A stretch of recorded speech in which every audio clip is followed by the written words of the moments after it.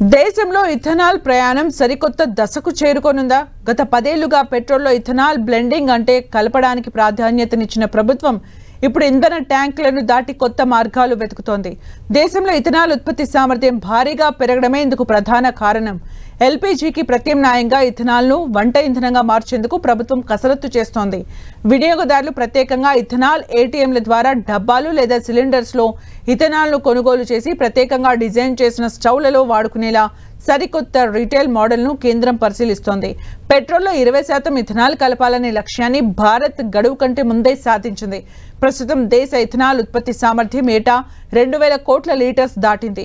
ఈ ఆర్థిక సంవత్సరంలో ఇది 2400 కోట్ల లీటర్స్కు చేరనుంది.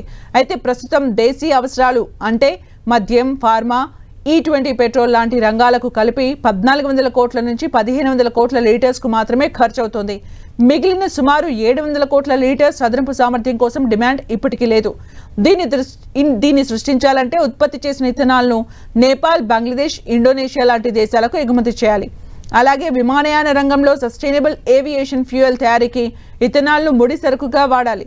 దీనికోసం విశాఖలో NTPC green energy, GPS renewables కలిసి తొలి ఇథనాల్ టు జెట్ ఫ్యూయల్ ప్లాంట్ను నిర్మిస్తున్నాయి.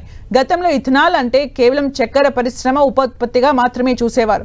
కానీ ఇప్పుడు వీటి వినియోగం తక్కువగా ఉండే మొక్కజొన్న, ధాన్యాల నుంచి ఇథనాల్ ఉత్పత్తి వేగంగా పెరిగింది. దీంతో ఈ ఎక్కువగా ఉన్న ఇథనాల్ను ఏ రూపంలో వినియోగంలోకి తేవాలన్న దానిపై కేంద్రం సమాలోచనలు చేస్తోంది.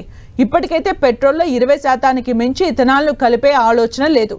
నెక్స్ట్ దీని ఉత్పత్తిని ఎలా పెంచాలి, ఎలా సద్వినియోగం చేసుకోవాలన్న దానిపైనే కేంద్రం చర్చోపచర్చలు మునిగింది.